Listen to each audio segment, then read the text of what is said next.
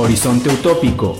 Buscamos por medio del análisis la reflexión de nuestra realidad como ciudad, como estado y como país. Horizonte Utópico.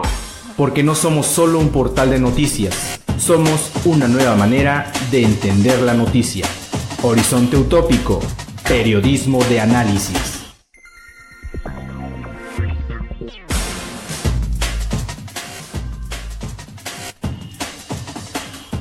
Horizonte Utópico. Horizonte Utópico.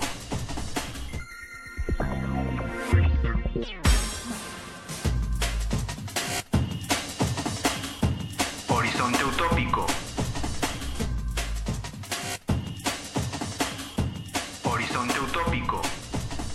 Hola amigos de Horizonte Utópico, buenas noches. Les saludo con gusto en este programa número 65. Estoy contento porque está con nosotros la doctora Aide Ibares Castro. Hola, buenas noches, doctora, bienvenida. Gracias, muchas gracias. Yo Bien. también me siento contento. La doctora que nos hace el favor de acompañarnos esta noche, ella es médico geriatra. Y el programa no es de un tema menor, es un tema por demás importante. ¿Qué pasa?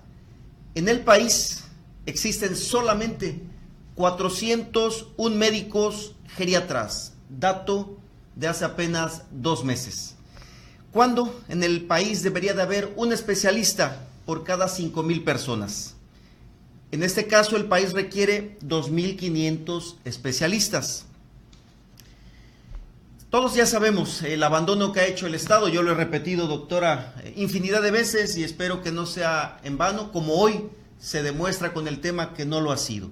El Estado ha abandonado una de sus principales obligaciones, que es la salud, y ha venido adelgazando esta obligación. Usted hace rato nos mencionaba que solamente había en el Seguro Social 2 especialistas, y hasta eso. Los geriatras muy calificados, pero como no las instituciones no han contratado, no están legisladas para que contraten geriatras, porque es una especialidad nueva, entonces son contratados como médicos internistas, pero ellos hacen la función. Eso es importante también. También es importante definir que los especialistas están preparados y capacitados para el segundo nivel de atención, para poder crear los servicios de geriatría y poder apoyar o trabajar cuando el anciano llega por una urgencia a terapia intensiva o requiere la atención del segundo nivel. También hay maestrías en geriatría. En el caso personal, yo tengo maestría en geriatría, por eso doy docencia y hago investigación y atiendo el primer nivel de atención. Entonces, eso es dentro de la gerontología clínica, que es la geriatría. Es muy importante que el público o las personas sepan que al mayor, para su control de su salud, es el control de las enfermedades. Tengan un diagnóstico, tengan 10 diagnósticos, los médicos del primer nivel tienen la preparación para controlar las enfermedades, pero requieren de los suficientes recursos para que ellos puedan desenvolverse profesionalmente. Y la otra función del médico para con la salud del mayor es la funcionalidad, que es la parte que no se enseñaba antes. O sea, enseñar al médico del primer nivel a que una persona mayor mantenga la funcionalidad física, mental y social no era parte del plan terapéutico de la población. No importaba la edad. Entiendo, con que la persona respirara y hablara, se daba por bien servida la institución de gobierno. Doctora, yo me imagino que aquí en Guerrero los retos son mayores que en otras partes del país por razones socioeconómicas. ¿Cuáles son los retos que aquejan a las personas de la tercera edad con respecto a la salud aquí en Guerrero? Bueno, esa pregunta es muy importante que nos las hagamos, todos los guerrerenses y todos los acapulqueños. Los retos de la vejez y a la vez pensar cómo quiero yo estar cuando yo tenga 10 años más. Cierto. Aunque si tienes 80 y estás vivo, la persona tiene que preguntarse cómo quiero estar dentro de 5 años, para que a partir de ahí el reto más importante de la vida es el cambio del estilo de vida, la modificación que la cultura nos da para diseñar nuestro estilo de vida. Entonces, el reto de un mayor es cambiar sus hábitos alimenticios por unos hábitos alimenticios verdaderamente saludables, tomando en cuenta el envejecimiento que ya tiene en su tubo digestivo, en su sistema cardiovascular, en su sistema geniturinario. Entonces, eso ellos no lo pueden adivinar. Tenemos que educarlos y darles la ventaja de que si lo cambian, va a estar mejor controlada su enfermedad, van a tener mejor funcionalidad y una vida más placentera. Doctora, me gustó lo que acaba de decir en relación a la cantidad, al número de médicos para la población en México o en Guerrero, y efectivamente se requieren especialistas que prevengan, que sepan diagnosticar a las personas de la tercera edad. Por esto último que usted acaba muy bien de decir, qué tratamiento les van a dar y cómo rehabilitarlos, porque la vida no se acaba ni a los 70, ni a los 80, ni a los 90, ni a los 100. Siempre hay por qué vivir. Sí. Bueno, porque nuestro médico va a necesitar transformarse en el médico clásico que no integró a su quehacer profesional el enfoque biopsicosocial. A veces los médicos decimos, no, el médico debe ser biopsicosocial, debe haber aspectos integrales, pero los médicos no aprendimos más que a ser médicos biologicistas y curativos. Con el tiempo nos hemos ido transformando por la necesidad, y entonces nuestro médico tiene que tocar los aspectos psicológicos y tomar en cuenta todo el entorno social en donde se desenvuelve un mayor. Claro, quiero entenderle un ejemplo. Muchas veces vamos con más temores, con mucho más miedo que realmente con la enfermedad. ¿Va por ahí? Va por ahí. Por ejemplo, hay un estudio que publicó la revista de Salud Pública, el segundo número del año pasado. Hizo un estudio con los médicos. Los médicos tienen el estigma del paciente viejo, de que ya pues no es productivo, ni mentalmente, o sea, ni inteligentemente, ni productivo materialmente. Y eso se lo comunica con sus acciones al mayor. Y el mayor reproduce sintiéndose improductivo y poco inteligente. Y eso no puede ser. Claro. Hay que cambiar la manera de ver al paciente mayor por el médico para que no siga transmitiendo eso, porque entonces desarticula la vida activa de un mayor. Además que es totalmente injusto. Permítame por favor mencionar parte del trabajo de Horizonte Utópico. Nosotros ya hemos hecho este tipo de actividad, ese tipo de investigación. Esperamos con Cristian Navarrete, a quien le mandamos un abrazo, uno de los próximos programas, a propósito de que él me habló de usted, a propósito de que él me mencionó su gran labor en el estado de Guerrero, en su quehacer con las personas de la tercera edad. Entonces yo le dije, oye Cristian, resulta que los premios Nobel de la Paz todos son de la tercera edad. Oye Cristian, los más grandes laureados escritores y que les premian con en España de las letras, el premio Cervantes, aquí en México Belisario Domínguez, no se lo están dando a ningún chavo. Los jóvenes están quedando a deber en el mundo, ¿no? Están en un serio aprieto económico en el sistema educativo.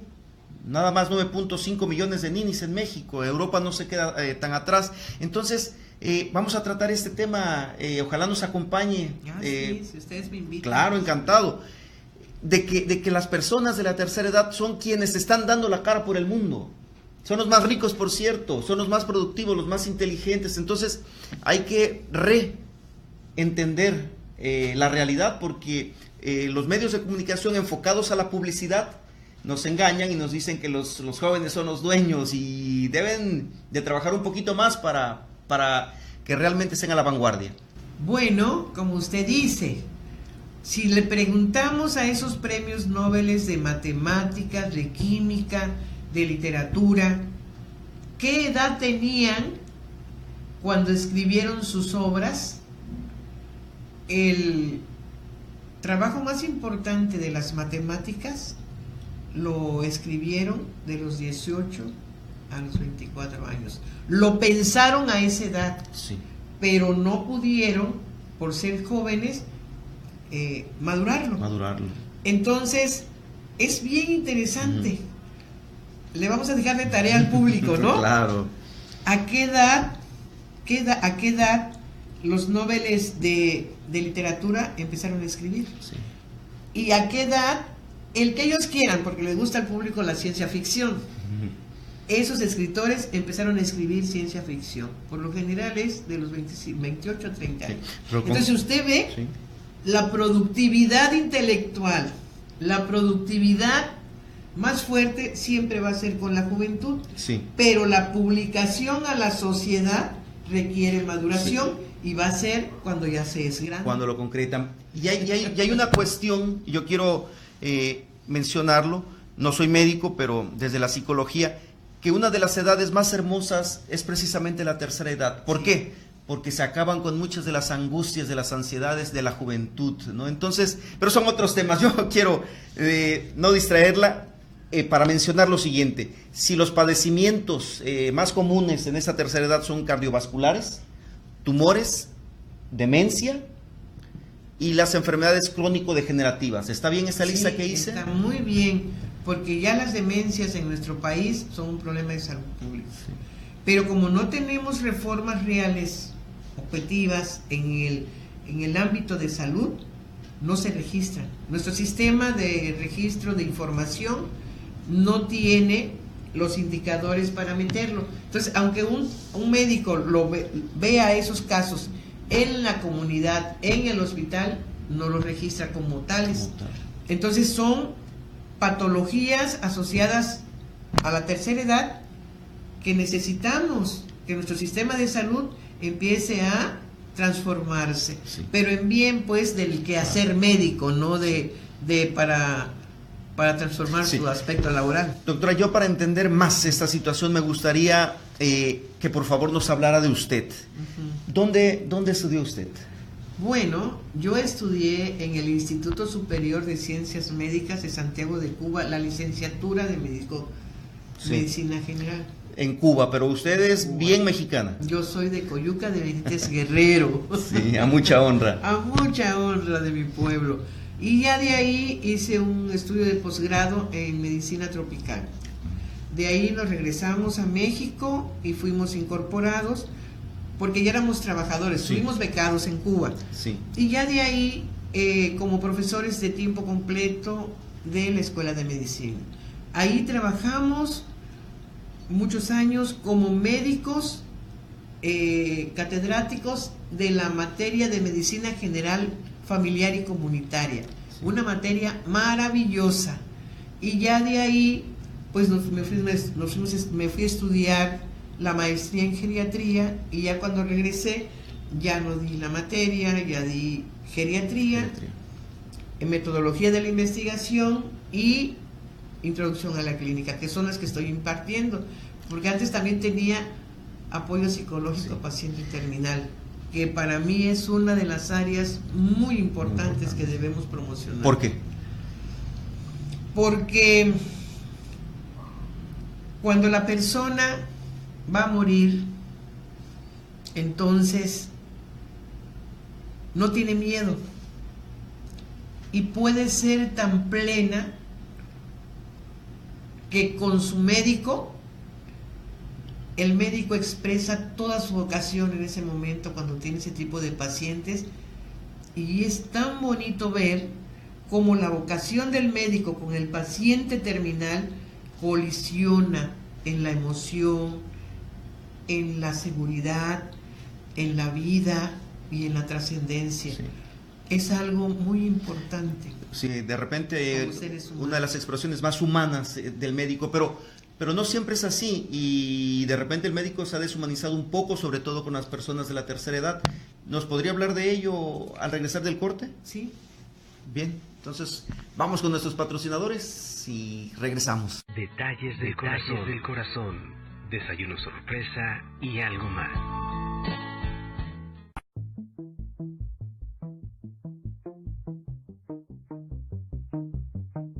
Estás escuchando Horizonte Utópico con Domingo Canales. No te desconectes. En un momento continuamos.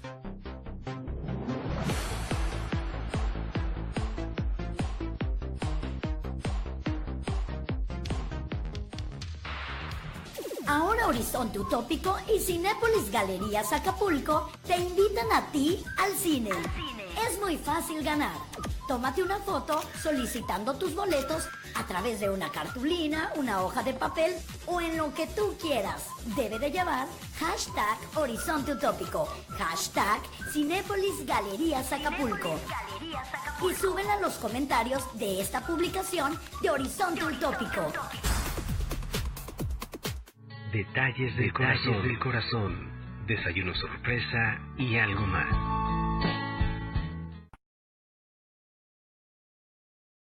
Horizonte Utópico de vuelta. Bueno, en este corte hubo momentos bastante emotivos, con temas bastante interesantes, como esa frase tan hermosa que le salió con respecto a la muerte, que espero que lo trabajemos con toda la seriedad y con todo ese sentimiento que usted guarda ahí, ¿no? Sí, cómo no. Bueno, regresando al tema, de repente acusamos a los doctores de perder cierta sensibilidad con el paciente, pero yo quisiera empatar este comentario con la importancia que tiene sobre todo el geriatra para hacer que el paciente viva de forma independiente. Mencionaba usted cuando llegó hace rato, nos estaba en una charla amena, cómo debemos de ser respetuosos y pacientes con las personas de la tercera edad, cómo es que se levantan de repente, cómo es que andan, y son cosas tan importantes porque muchas veces es una madre, un padre, un abuelo y no les tenemos el debido respeto, ni siquiera la debida comprensión. Bueno, mira, el envejecimiento, dice, el viejo, sea rico, sea pobre, sea negro, sea blanco, sea religioso, no sea religioso, es viejo. ¿Por qué? Porque todos los cambios anatómicos y funcionales que sufre todo nuestro organismo va a hacer que se produzca menos energía. Al producir menos energía hay una disminución de la funcionalidad. Entonces, todos los movimientos van a ser más lentos.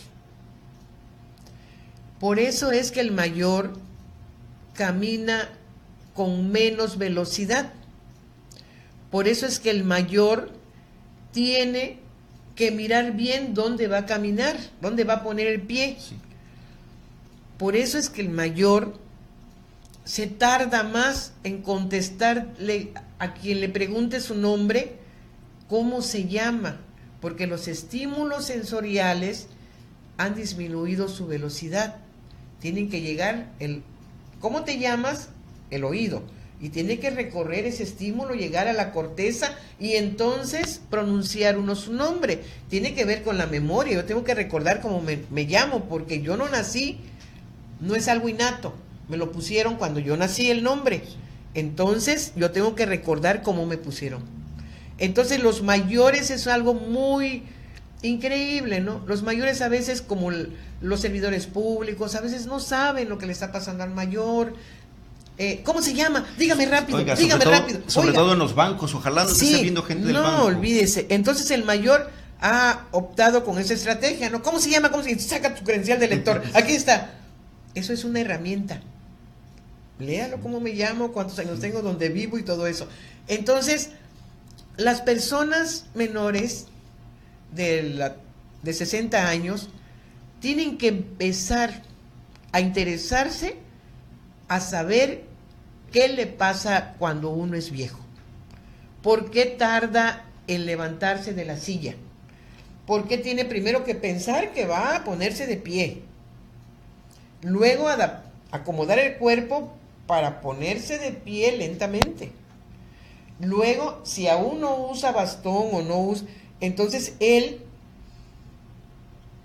va a tomar seguridad de que ya está de pie y entonces empezar a deambular.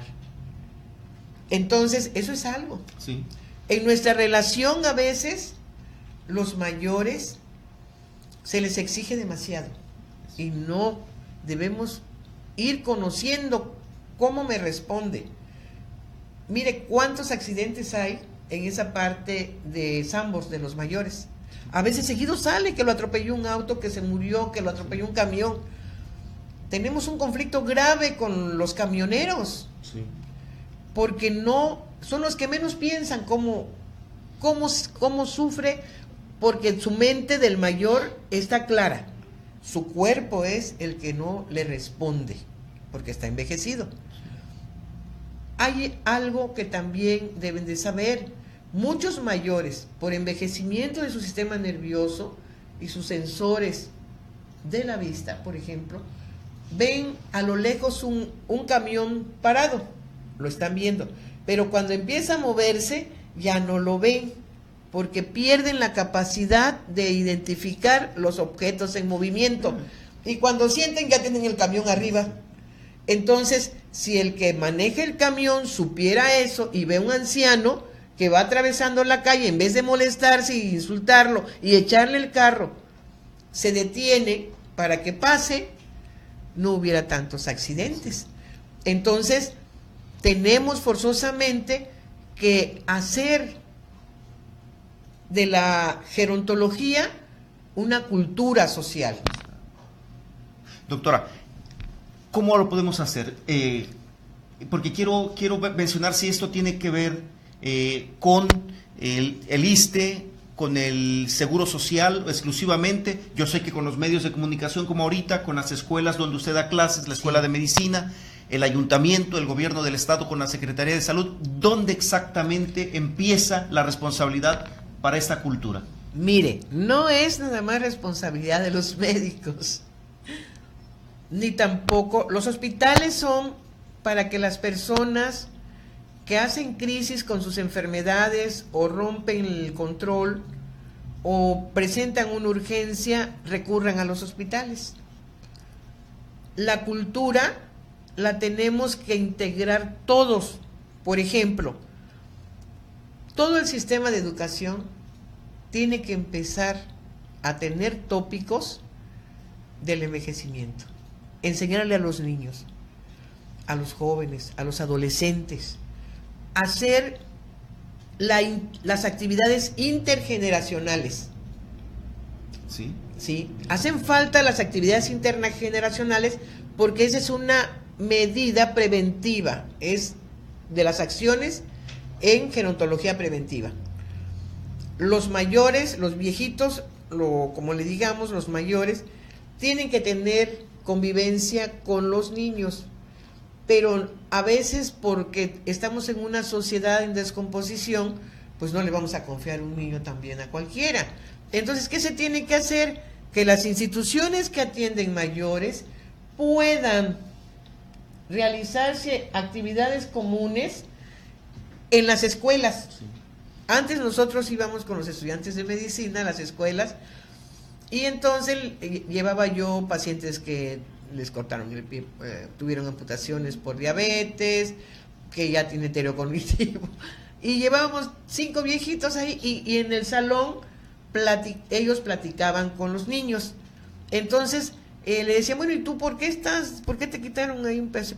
Bueno, porque yo tenía mala alimentación, tomaba refresco, comía chatarra, sí. Era un poco como terapia de terror, ¿no? Sí. Pero el niño decía, y por eso sí, me dio diabetes y entonces, ¿y tú por qué te tienes esta enfermedad? Bueno, porque yo hacía esto, no obedecía. Entonces el niño desde ahí iba diciendo, sí. No, pues yo tengo que modificarme, sí, ¿no? Sí. Y al siguiente visita le dábamos una hojita donde dijera cómo quería ser él. Sí.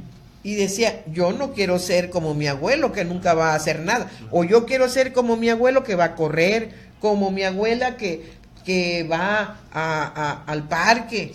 Entonces, ves, desde ahí ya estamos influyendo.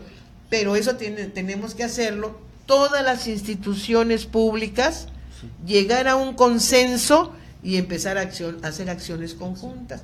Entonces, esto es un trabajo común. Fíjese, doctora Aide Ibares, que yo le iba a hacer una pregunta esto más tarde, sin embargo, no puedo perder más tiempo. Mire, Francia es el país más longevo de Europa y uno de los más longevos del mundo. De Europa, sí. Y se han preparado para esto durante 300 años. Como esto yo lo estudié hace poco tiempo, a propósito de usted, y mire cómo ahorita encuentro este dato aquí. En cambio, México lleva 50 años envejeciéndose y aquella pirámide poblacional ya no es tal. Entonces no tenemos un plan de transición de la juventud a la vejez. No hay un plan de transición, y esto lo saco rápido a colación por lo que me está diciendo. Pero sí, es cierto, yo estoy rápidamente en una cacería de brujas con las instituciones de salud, cuando tal vez como familia no estoy siendo tan responsable como debería, ¿verdad? Así es, tenemos que hacer un trabajo común en todas las instituciones para que pueda llegar a la familia. Sí. Y la familia, con toda la institución que es vinculada con todas las partes morales, las partes cívicas, las partes humanitarias, las partes biológicas, podamos construir una nueva sociedad. Que los niños de ahora, los adolescentes de ahora, hagan un envejecimiento exitoso. ¿Cómo puede ser, aparte de una relación con las instituciones personalmente? No quiero que nos coma el tiempo. ¿Cómo podemos envejecer de manera adecuada? Bueno, primero, las acciones que deben hacerse dentro de la gerontología preventiva. Una, generar la cultura contra los accidentes. Tener un estilo de vida no estresante. Tener control, enseñar a los niños al control de sus emociones. La actividad física es sumamente importante como cultura, la actividad física, porque hay mayores que tienen 80 años, los que van a vivir más de 95 años, a los 80 tienen que empezar a hacer actividad física para prevenir la fragilidad de los 95.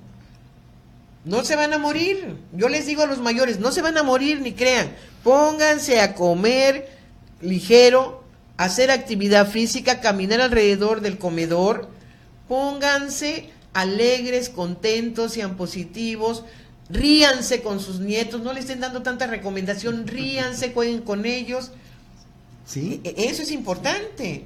Y aprovechar todas las áreas recreativas que tenemos.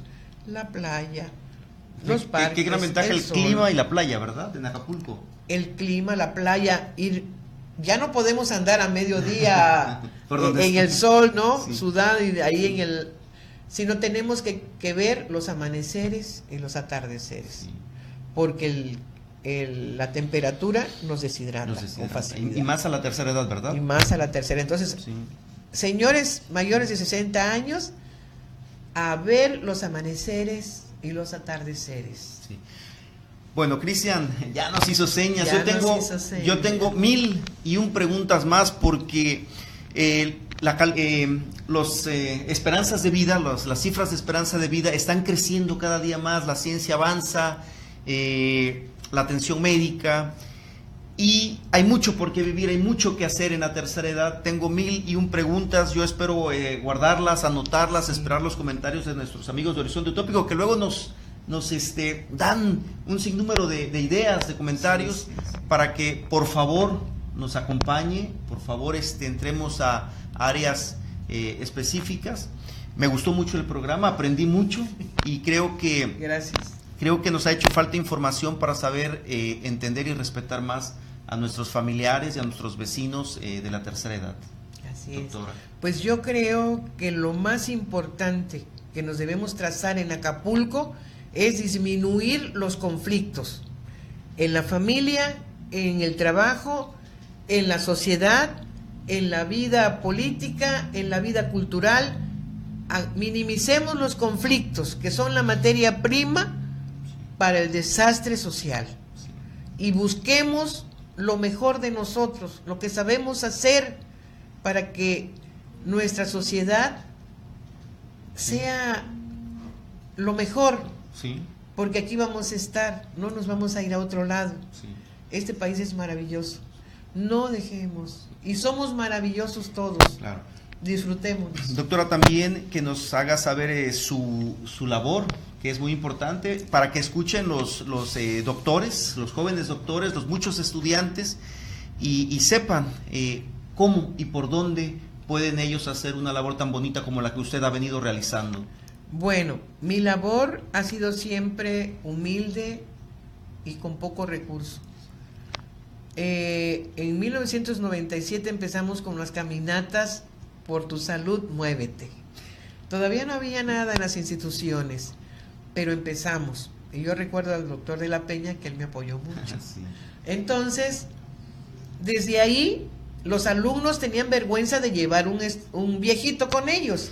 Y les dije, si no llevan un viejito, no sé de dónde lo van a sacar, el que está tirado en la calle, el que anda solo, lo bañan y lo traen. Y desde ahí me acuerdo que si no los reprobaban. Y llevaron a su viejito. Y desde ahí vemos que la juventud ahora acepta la tercera edad. Entonces, eso es lo que he hecho. Buscar vocación para que sean geriatras. Buscar apoyo para que sean. De esto y más, y me tiene que invitar a la Sí, próxima caminata sí. de esto y más. Muchas gracias, El doctora. 12. El 12, noviembre, el 12. sí. Un placer, de esto también nos tiene que hablar. Igualmente. Un placer haberla Gracias. tenido con nosotros y hasta muy Muchas pronto. gracias. Amigos de Horizonte Utópico, estoy seguro que les gustó el tema, la charla con la doctora Aide Ibares. Hasta muy pronto. Horizonte Utópico. Buscamos por medio del análisis la reflexión de nuestra realidad como ciudad, como estado y como país. Horizonte Utópico. Porque no somos solo un portal de noticias, somos una nueva manera de entender la noticia. Horizonte Utópico, periodismo de análisis.